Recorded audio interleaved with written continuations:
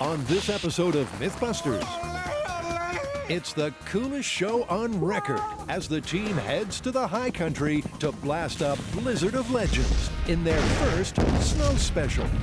Awesome! For starters, Jamie and Adam literally try to move a mountain as they attempt to summon up a thunderous avalanche with an alpine song, a bullwhip, and some rapid fire.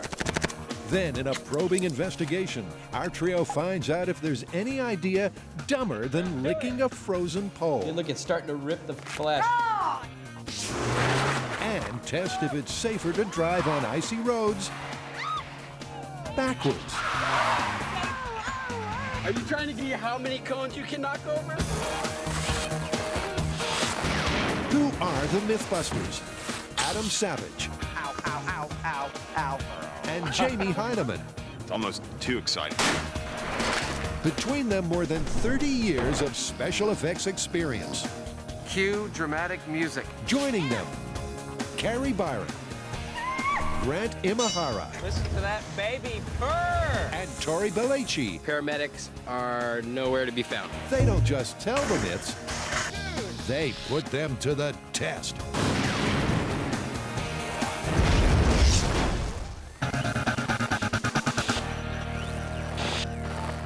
Gather around the hot tub, folks. It's going to be glacial. So what's the myth? Well, we are dressed for cold weather, and that's good because we're going to test whether or not you can start an avalanche by yodeling. So it's time to get those vocal cords ready. You think I can yodel? I know you can. You think I'm gonna yodel? No, I don't. This alpine myth is as old as the hills. Can this beloved form of melodious mountain song set off a mighty avalanche? The idea isn't as nonsensical as it sounds. In previous audio experiments, the guys proved that sound waves from the human voice are powerful enough to shatter glass and even extinguish a flame. Now, using the same notion in this ultimate auditory myth, we're going to try to bring a mountain to its knees. You know, if we're doing myths on avalanches, we need to go to the mountains. I think you're right. I think we will. But first, why don't we try some scale experiments here in the shop? See what we can learn about them before we go. Sure, why not? Before heading out, Adam makes a mountain by building a fiberboard tray and attaches it to a tiltable stand. Instead of making a mountain shape, we've gone with a flat plane to eliminate the variables of the topography of the mountain. They've got their mountain, now they need some winter weather. The guys secure a wooden frame to the scissor lift and staple a sheet of fly screen to the base. A couple of small pancake motors mounted on the corners will really get things shaking. Oh, that's great. Next, they spread a thick layer of flour over the mesh. The screen is hopefully going to snow down our flour in a really nice, even fashion. And then, let's see if we can't start an avalanche here in the shop in scale. Okay, here we go. They raise their giant sifter to the sky We're gonna have flour everywhere. and let it snow, let it snow, let it snow. You could use this for rolling out dough and stuff, you know. Yeah. In mountainous regions, the most common and destructive kind of avalanche is called a slab avalanche, when a strong, cohesive layer of snow forms on top of weak snow. All it needs is a trigger to break loose. So it's crucial for Adam and Jamie to get their scale test poised at the most precarious point possible. 135, 36. As the flour slowly builds up, they wait and watch for the exact point it all comes tumbling down. 316, 320. So I'm gonna kill it at 330. Uh-oh. It went at exactly 320. Now that they've got the trigger point timed right on the verge, Jamie groons the run, they recoat the slope, 316, 320. Kill it? Okay. and are ready to make some noise. I think it's really hair trigger. Okay. Okay, let me give you the decibel meter. So start out at 60, and if I go higher than that, just start dialing it up.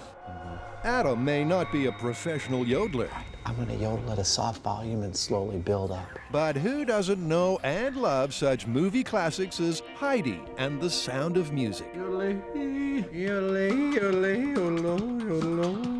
His strange warble wouldn't have startled a mountain goat. That was 90.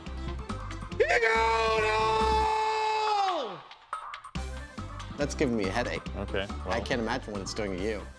Well, it definitely did nothing to the snow. All right, well, that's about as loud as I can get. I think it's time to go to the megaphone. Okay. A megaphone should take this scale test to the max.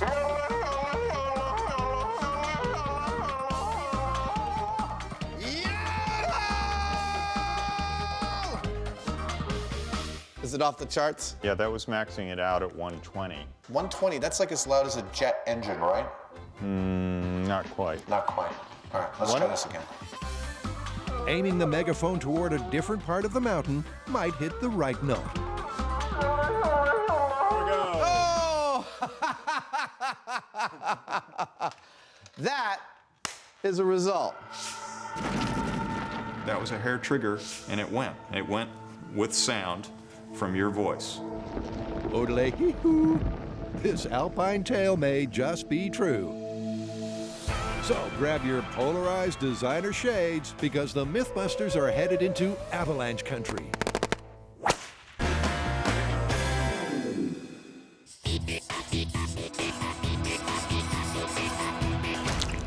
So we can't do the snow special without at least trying the I double dog dare you to stick your tongue to that frozen flagpole myth.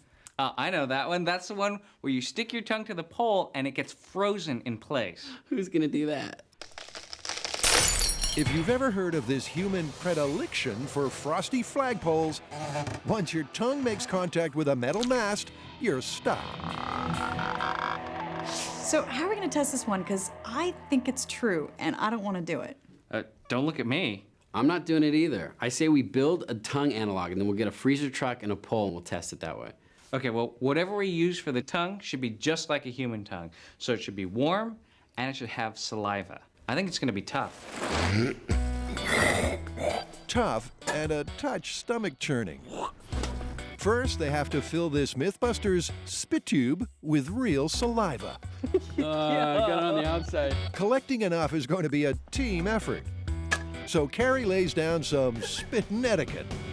Okay, guys, I'm going to set a few ground rules because this is a disgusting experiment as it is. Please don't add your phlegm, known as the loogie. I'm serious. Meanwhile, Grant is boiling up an idea to warm up their human tongue analog, a pig's. My job is to reanimate the tongue and make it warm, just like our tongues would be, hopefully to body temperature. He connects a thin plastic tube to a small electric motor and places it inside a bucket that's filled with hot water. Oh yeah, that's good. That's really good. Now for some porcine surgery. After cutting the tongue in half, Grant carefully cuts a U-shaped incision around it, fits the tubing into the groove, then sews it back up again. No and 11 now. It's a good thing he never went into plastics. Just like sewing on a button, except this button's tongue-shaped and made out of meat. Next, he takes a reading of his own tongue's temperature. Okay, 90 on the nose. So, that's my target. And turns on the pump. Okay, hot water flowing. After 30 minutes, Frankentongue is awakened. It's perfect, 88.5. That's close enough for our purposes. I think the tongue is ready for some pole-licking action.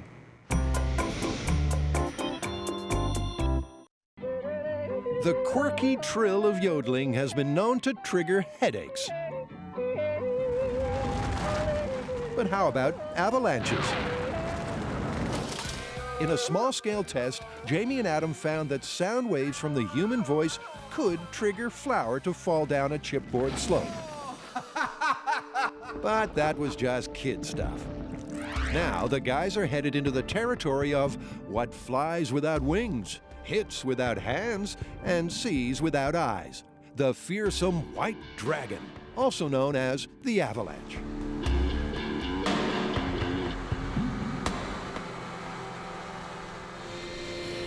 We have come to Colorado to the Telluride Ski Resort, where we're going to work with their avalanche team to start real avalanches and see what actually happens.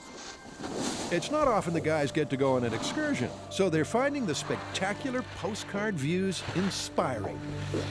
It's incredible getting to shoot here. The scenery is so amazing. No amount of shots we're going to show you of what it's like here is going to show you how breathtaking it actually is to be here. Here in this breathtaking yet harsh terrain, Jamie feels right at home. I've spent weeks at a time out here in this kind of terrain by myself, living off the land up here, trudging around in snow, living in snow caves, digging food out of the ground. I got to say, though, it's good to be back. It's quite lovely. We're very lucky out here in the wild. We've seen a Heinemann in his natural habitat. Let's be quiet, they scare very easily. To conduct our tests, the Safety Division of the Telluride Ski Patrol has determined a specific mountain site that's a real-life avalanche risk. How do you know when these conditions are right for an avalanche? Well, we go out and we dig snow pits. And we actually stick our head in the snow and look at the structure of the snowpack. And then we also calculate out how much new stress has been added to the snowpack. Because Craig knows all the signs of a mountain on the brink, we're shooting a safe distance from public ski areas. Now, to put the yodel myth to the test, Adam's amateur vocal acrobatics won't cut it. So, to help us, we've brought in a professional yodeler. Liz, come on in. Yodelady! Howdy! How are you? Great! Have you ever heard of yodeling being dangerous, like in an avalanche situation? Well, sure. I used to ski in Vail and backcountry skiing. We were cautioned not to go yodeling in the mountains. Really? Sure. And what is it about yodeling that you think will set off an avalanche? It's a certain frequency, and if you can hit it just right and the conditions are perfect, you could start an avalanche. Liz has been known to shake things up before. When I get a certain pitch and a certain volume, I can feel my crown in my tooth sort of rattle. It's quite a sensation.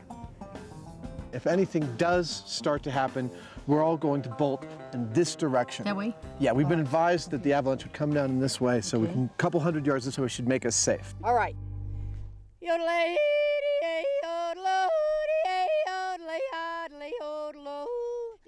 Yodeling is a rapid undulation of vocal tones that moves from low chest tones to high falsetto.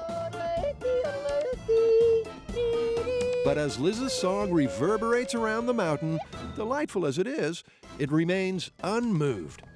Well, that was lovely. And I don't see any avalanche. Well, not yet. What do you think, Jamie? No avalanche.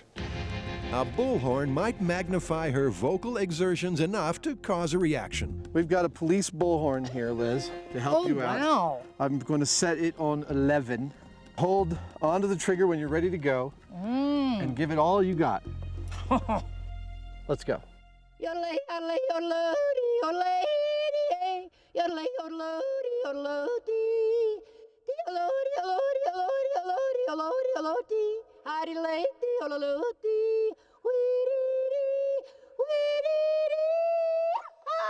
But her startling call of the wild stirs up nothing. Something tells me some animal might want to come out of the woods and mate with us, but I'm not sure that we're starting an avalanche. Hey, it was a tough crowd to play to, so it's not surprising. It's conceivable that some particular tone could create resonance that actually elicited a response from one of these snowfields. However, I don't think we had enough volume to really do anything.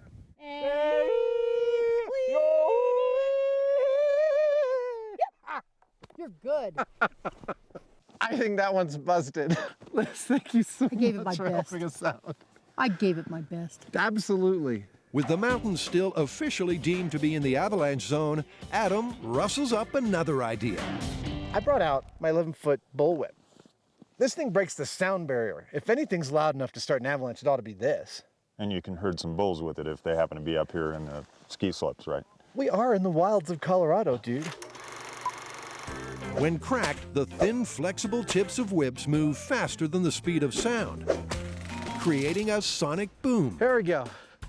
That's the mountain I'm trying to bring down. Sonic booms generate enormous amounts of sound energy, a lot like an explosion. You see anything? No avalanche. Adam whips it good, but the mountain doesn't flinch.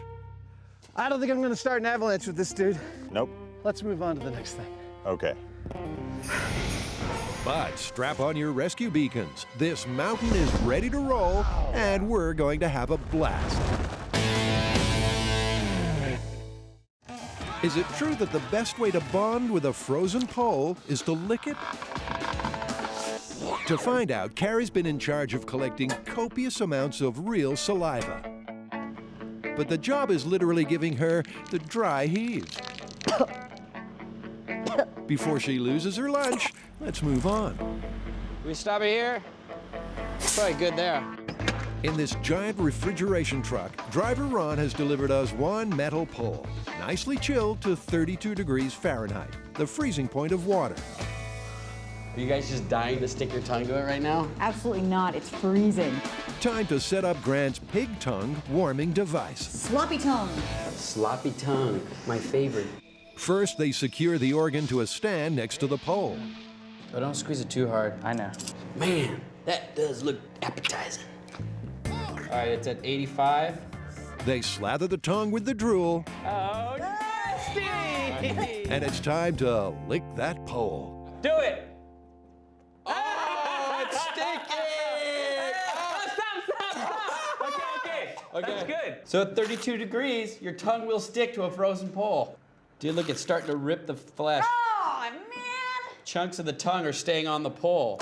Ouch! The instant the tongue hit the pole, it fixed to it like glue. That was cool. It was like, bah. But the team hasn't got this myth licked yet. Released into the wilds of Colorado, Jamie and Adam tried to extract an avalanche out of a mountain with an alpine song and a sound lashing. But to no avail. So where do we go from here? What do we do now? Machine guns. Come on, really? Well, there are tons of reported cases of avalanches being set off by combat. Now, to be honest, we don't really know whether it was due to machine guns or, mortar fire, But we can find out. yeah, we need to check it out. Excellent, I love this. Let's get out there with a machine gun and try this out. Okay? This combat concept isn't hit or miss. During World War I, avalanches were used as highly effective weapons. In the Italian Alps, tens of thousands of soldiers were killed by avalanches, often deliberately triggered by artillery. The question is, could a machine gun alone mobilize such a massive mass of snow? The theory is the sound waves created from the machine gun's firing, combined with the physical impact of the bullets, is a double whammy of force that can break the snowpack apart. The MythBusters target is a mountain that's been ascertained by a team of experts to be poised on the threshold of an avalanche. It's not every day you get to witness one of these devastating natural occurrences firsthand. We'll see you under the mountain, buddy. So say hello and bye-bye to our Buster stand-in. His role is to help the guys uncover what would happen to a human swept up in an avalanche. So they haul him high up on the hill, smack in the middle of the predicted snowpath. This tiny speck of dust up there is our Buster stand-in. He's hopefully going to help us figure out what happens to a person in an avalanche. To try and knock Buster off his perch, they need firearms.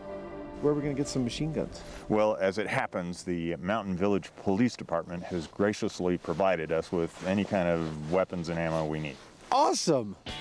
Officer Dan Kovalt has brought MP5 submachine guns.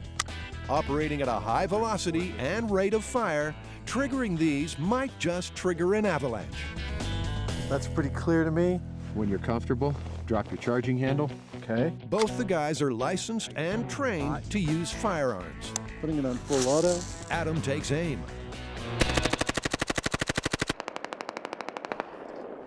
but the mountain doesn't fall. No avalanche. Nope, no avalanche. So they double the firepower. Firing in 3, 2, 1.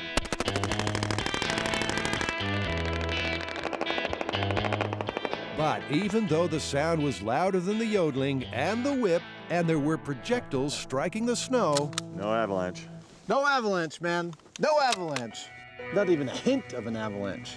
We fired off a whole bunch of rounds at this hillside. What exactly the state of an avalanche is at any given moment, whether it's on a hair trigger itself and about ready to go, and whether one of these guns would set it off, it's hard to say. Carrie, Tori, and Grant discovered that there aren't many ideas as dumb or dumber than licking a frozen steel pole. Chunks of the tongue are staying on the pole.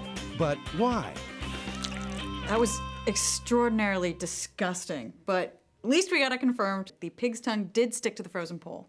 You know what I'd like to do now, though, is just break it down to just the factors of why the tongue is sticking to the pole. Maybe we can try different materials that the pole's made out of and see if the tongue sticks to those. Well, maybe the texture of the tongue also has something to do with it, so I'd like to compare it to something smooth. I think the main ingredient here has got to be the saliva. I mean, that's what freezes to the pole, so I want to see what happens if you have a dry tongue. Back inside the refrigeration truck, first up is Carrie's dry tongue test. Did I flip it over and dry it so it has more body? This is one pampered pig part. Tongue's at 80 degrees. Let's do it. They place the warm tongue against the frozen metal pole and... Not sticking. So the dry tongue test, no sticking to the pole. So obviously, saliva plays a big factor in adhering your tongue to the frozen pole. Next up is the texture test. The surface of the tongue is covered in tiny protuberances called papillae. Without these bumps, maybe the tongue won't grip. So I'm gonna just basically lick my glove and see if that will stick to the pole. Ready? Yep. So your spit freezes directly to the pole, but your hand does not because it's a smooth surface. Absolutely nothing to grip to. Real smooth. Now, for their final test, swapping out the steel pole for a plastic one. Bye. Ooh, it's cold. They fill it with dry ice to help cool it to freezing point. All right, go. And again, Not sticking. the tongue remains unglued. It's stinking, but it's not sticking. The reason? Plastic is about 100 times less conductive than metal, so it can't take enough heat from your saliva to make it freeze. So all three factors were a factor. We need to have the texture of the tongue, we need to have the saliva with the water content, and we need it to be a metal pole that conducts heat really well. But to truly substantiate this sticky myth, someone in the team has to do it for real. Dude, who's gonna be crazy enough to stick their tongue on one of these frozen poles? Obviously, it's Rochambeau. All right. Rochambeau. Have fun, buddy. Rochambeau, it's off to Tahoe we go. It's slippery. With pristine snow covering the ground and a brisk wind blowing, the setting for this showdown is ideal. Tori's adversary, the flagpole, looks like one cool contender. 14 degrees. He mentally prepares himself for his potentially painful task. You know, I'm about to stick my tongue to a frozen pole. The thing I need to remember is just to stay calm and not pull away. I actually heard one of the ways that you can't get your tongue off if you're stuck and you're all alone and say you're out in the wild where there's a flagpole, is that you can pee on it. Cool. Who's gonna do that? No, you have to do it yourself. Oh, great. Okay. Go for it. The pole grabs Tori's tongue straight away and holds on tight.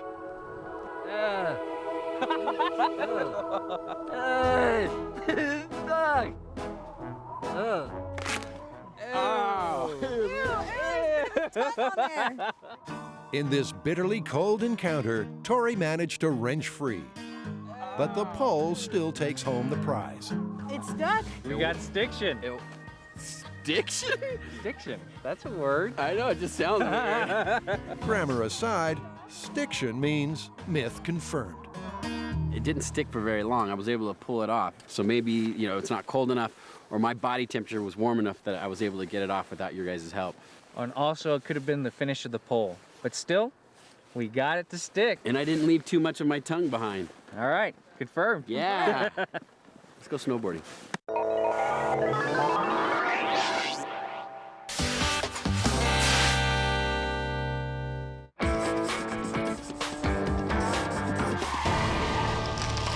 Since we're doing all these snow myths, there's one myth that we came across that I'd like to try. And the idea is that it's better to drive in reverse on ice than to drive forward.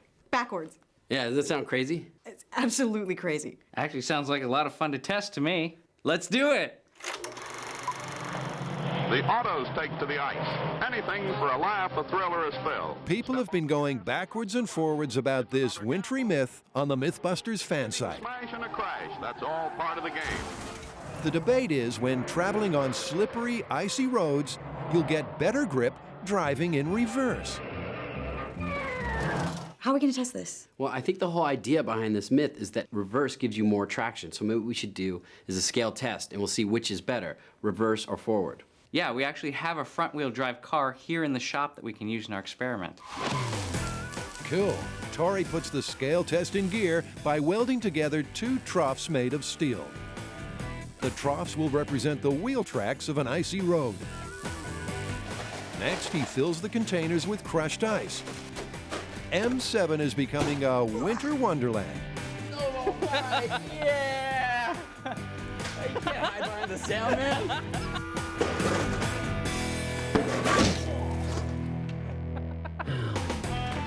They pack down the ice into solid blocks. Then Tori makes the surface extra smooth and hazardous. Now what I'm doing is getting it wet, and then I'm gonna put the dry ice on top of that, and that'll freeze it, making just a solid block of ice. A car can only move if it can grip the ground, and that grip is called traction. If it has more traction, it can pull with more force. By chaining the car to a weight and attaching a force gauge, the team is going to measure which direction, forwards or backwards, the car has the most grip on the ice. Mechanically, all of the factors are the same. Same weight distribution, the wheels are the same. All you're doing is isolating the gear, so the transmission. Exactly. Time to go for a spin.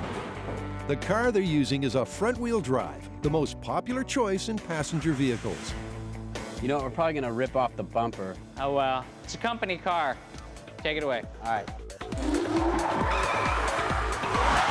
Okay, stop. That's interesting. What did we get? 2,300 pounds. Okay. All right. Great. All Let's right, reset for driving in reverse. For the driving in reverse test, the front of the car is chained to a forklift. And if this works, if there's a difference in transmission, we should see more than 2,300 pounds before you start slipping. Ready? Yeet. Okay. All right, let's see what this car's made of.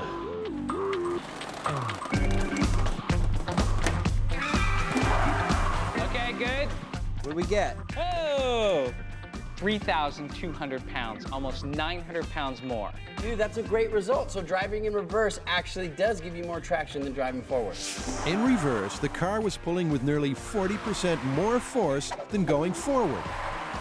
So the driving on ice backwards myth is rolling along nicely.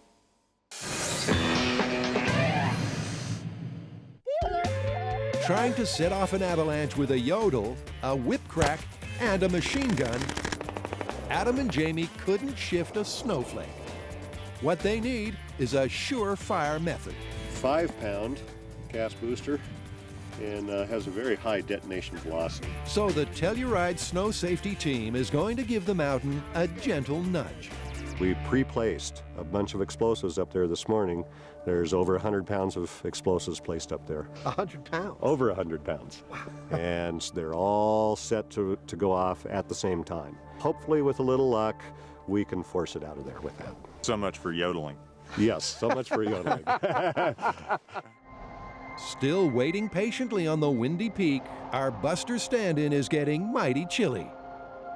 Time to warm them up. 3, 2, 1. Whoa! There it went. Wow! Yeah. Buster's moving. We're getting movement. But he's right ahead of the slide. Yeah, I see him. I can still see him. Oh, he's just gotten swallowed. He's still moving. He's still with it. Buster's He's in it. Awesome. It's gonna make it over the cliff.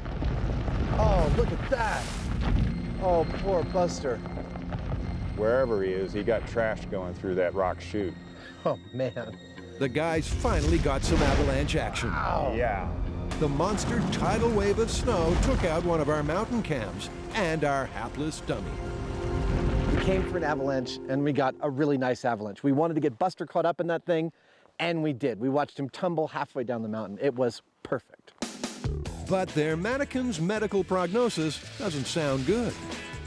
Buster is busted. He's got a broken knee, broken leg, elbow, forearm.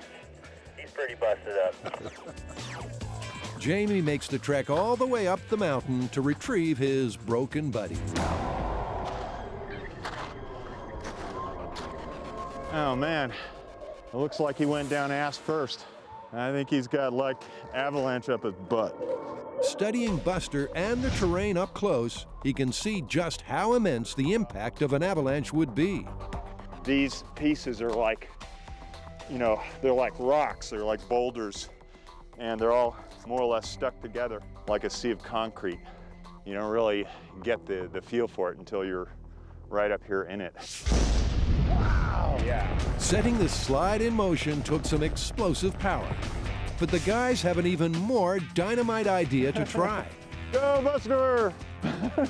Well, that saved me a lot of work, I think.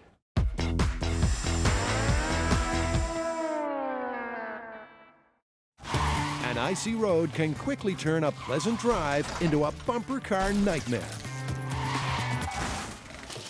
Conducting a scale test in the workshop for the driving on ice backwards myth, Team Traction got some unexpected results. Okay, so it turns out a front-wheel drive car does have more traction on ice when going in reverse. I know, that was cool. What we need to do now, though, is take it up to full scale. But we're gonna need a ton of ice and snow. You know, I heard of this place where the California Highway Patrol teaches their officers how to drive on ice. Bet they'll let us use it. Perfect. All right, let's pack our bags and go. Sure enough, we were kindly granted permission to use the California Highway Patrol's driver training site, an unused section of the South Lake Tahoe Airport. It's the ideal location, but there's a rather frosty problem. I swear, I left the car right here last night. It was right. Clear off all the snow before we could use these test cars. Yeah! An overnight blizzard has buried the cars the team ordered for their tests under a foot of snow. You're like in your little Tory igloo. Oh my God. The door's here somewhere. I just tried the wipers, they're not moving. It'd be much easier to test these snow myths if there wasn't so much snow. Next, a snowplow compacts the thick layer of snow on the ground into ice. Look how slippery that is. What? Whoop, whoop. And carves out a course for the cars to follow. Is anybody else having snowplow nightmares? Finally, the team lays out traffic cones around the entire perimeter. And they're set to put the driving on ice backwards myth to the real-life test. Track's all set up. We have all our cones down. This is a very real-life situation. We have snow, we have slush, we have ice. I think we're ready to test it, so let's go over how we're gonna do it.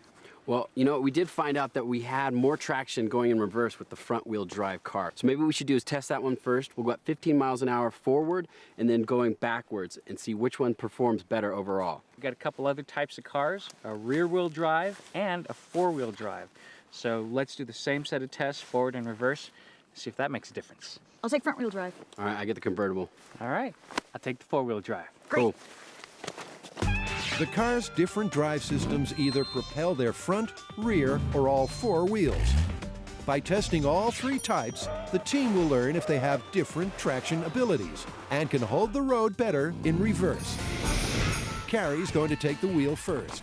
15 miles per hour is the set speed limit. slow enough to be safe, but fast enough to give the wheels of the cars enough momentum to move through the slush. Carrie, how many times have you driven on the snow?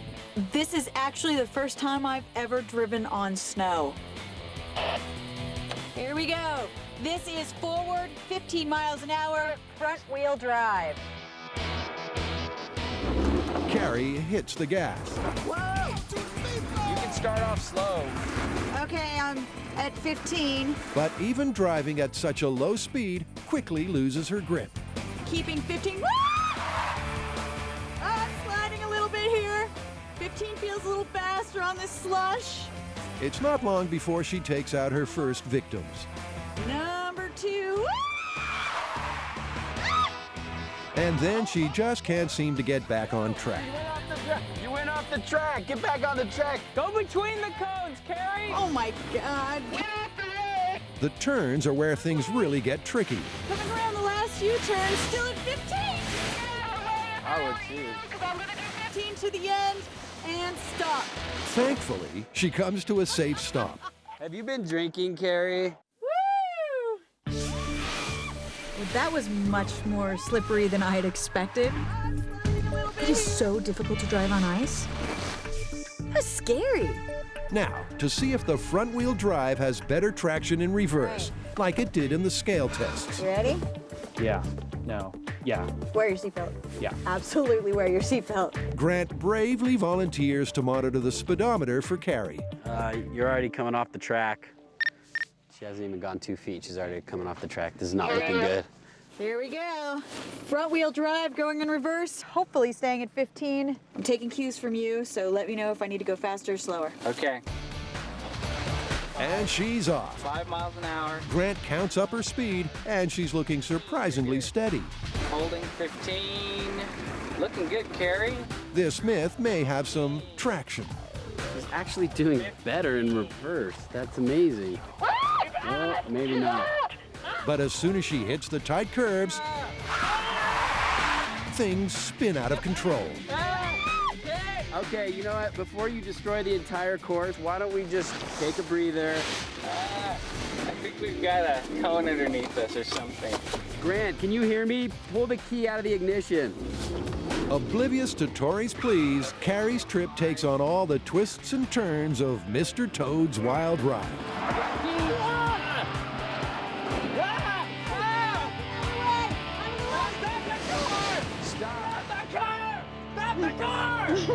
Why didn't you take control of the situation? She destroyed the whole course. You're crazy. So even though the scale test indicated you might have more grip, driving backwards in the front-wheel drive was way more dangerous than going forwards. I think that the main factor here is that driving backwards at 15 miles an hour is very difficult as is. And the amount of traction that you might possibly gain from going in reverse will not compensate for the fact that it's just too wily going backwards. On the cone count scoreboard, driving in reverse, Carrie wiped out a wily total of 14. There you go. Look, there's a whole family of them. Dang. Testing the fan site requested myth, it's safer to drive on ice backwards. In a front-wheel drive, Carrie lost all control. Now, to see if Tori can keep it together. You know, this is the rear-wheel drive, and it's got the engine in front of the vehicle. Your drive wheels are in the back, so you don't have the weight of the engine holding down those drive wheels. So it's going to be interesting to see if we have more traction. Topless. I like it. I mean, we got a convertible. We might as well use it, right? The course has been re-iced for Tori's first run at 15 miles per hour. So this will be rear-wheel drive going forward. He powers off. Yeah! A little squirrely. The sports car is squirrely for sure, but Tori relaxes and enjoys the slide. Yeah, it's like drifting. I was doing a little bit of drifting. It's so much fun. You turn into those corners and your whole car goes sideways and you just kind of ride it out. Here comes the sharp turn. It's done pretty good. I don't see any down yet. Tori completes the circuit with no knockdowns. All right. Dude, this is rad. It's just like drifting. Oh, we're gonna have fun, Carrie. Don't you worry about that. Now, to see how rad reverse is. For this run, Carrie will be Tori's co-pilot. Okay, a little faster. But as soon as he gets to the first turn, the cone carnage begins. Oh, one!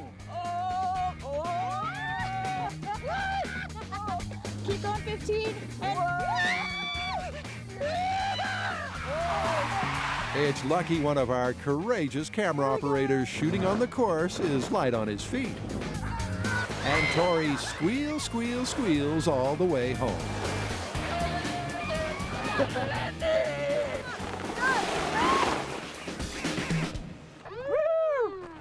Wow. Yeah. I would have to say it's pretty obvious going in reverse. Even though you might have more traction, you don't have any control of the vehicle. On the leaderboard now, Tori's reverse cone count is 12, just 2 less than Carrie. Now it's Grant's turn to take the wheel. His vehicle is a mighty 4-wheel drive. You've got the benefit of having all 4 wheels going through whatever it is you're trying to go over. And hopefully, you'll also get the benefit of traction from those tires. This is 4-wheel drive, 15 miles an hour, forward around track. Here we go. Into turn 1, little sliding. But not bad. I'm feeling in total control. Grant's drive around the course is like a walk in the park. Little sliding right there. Last turn. Whoa, a little slide. Still looking very good, very good. Grant didn't hit a single cone. Not bad. Yeah. Look good. Flip it around. All right. For his driving in reverse attempt, Tori will be Grant's speed monitor. I have full confidence in your driving capabilities. Good. That makes one of us. Hit it. You're at 10 miles an hour. Grant cruises up the straight and rounds the first bend riding high. You're looking good, you're looking good. He's doing well. Wow. Suddenly, the wow turns into...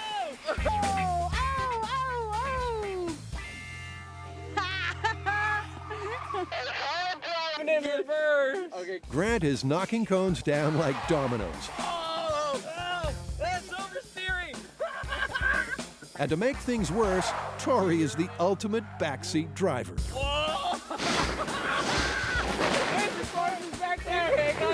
It seems like Grant's teenage years spent playing Pac-Man have finally paid off. Are you trying to see how many cones you can knock over?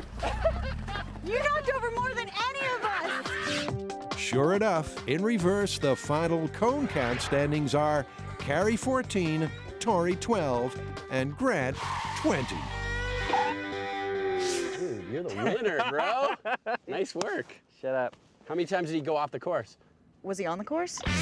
So, no matter what kind of car you drive, what have we learned in MythBusters Driver's Ed today? Going in reverse is nuts. It is not going to give you more traction or more control, and I don't want to see people driving on the roads backwards. Rear-wheel drive, front-wheel drive, and four-wheel drive. Totally busted.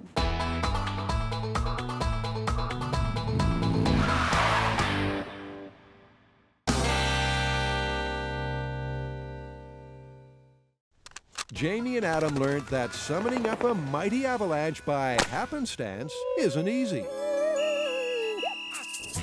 Now that they're done testing the myths, it's time to hit the slopes just for fun.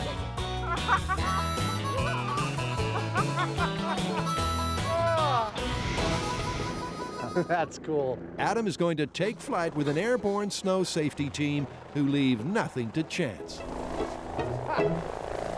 Avalanches are very deadly, and these guys go out with the explosives and they cause avalanches on purpose so that they don't happen to people by accident.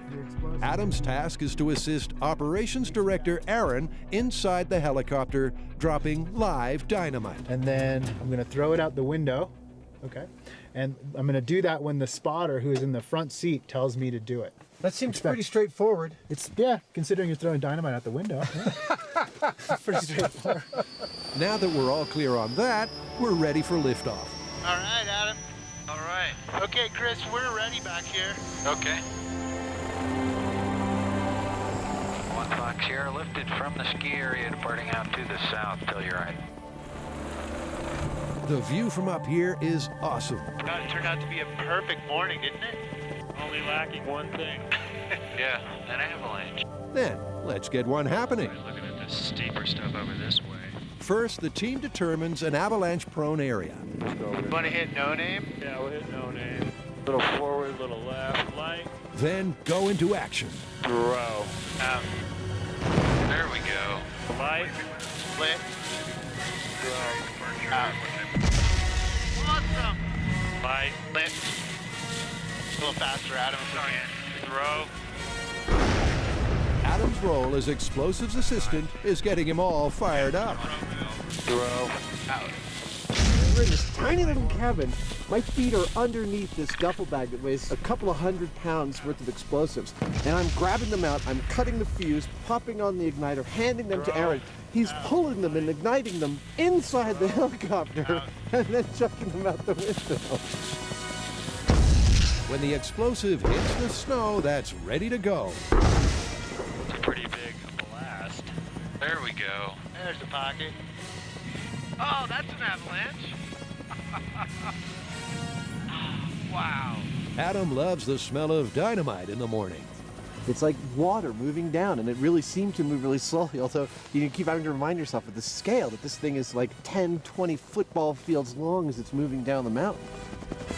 Next, a cornice catches their eye. Throw. Out. Oh, yeah. And sure enough, collapsing it causes their second slide. Wow. And for the finale, Throw. Out. Oh, look at that. Oh, perfect. Oh, no. their third and final avalanche of the day is a monster. Awesome. We were out for well over an hour and a half. We got 3 avalanches. I'm super pleased with what we got. How are we going to call this one? Well, you know, all of our field tests said the same thing, as far as I'm concerned, that no yodeler in the world is truly in danger from an avalanche merely by yodeling. You know, I agree with you, but I have to put in a caveat. I mean, the variety of snow fields that are out there that would precipitate an avalanche is infinite almost, and I can't help but think that some of them are going to be more sensitive than the ones that we saw. Right. I mean, I appreciate your point, but the fact is if we're going to be scientific about it, we can only call a conclusion based on the data that we've set out to gather and gather. Yeah, we have to do that, but I have to make the point that there are cases like skiers, which are not hundreds of pounds of high explosives, that have set off avalanches. Yep. In some cases, it doesn't take very much. Your editorial comment is so noted.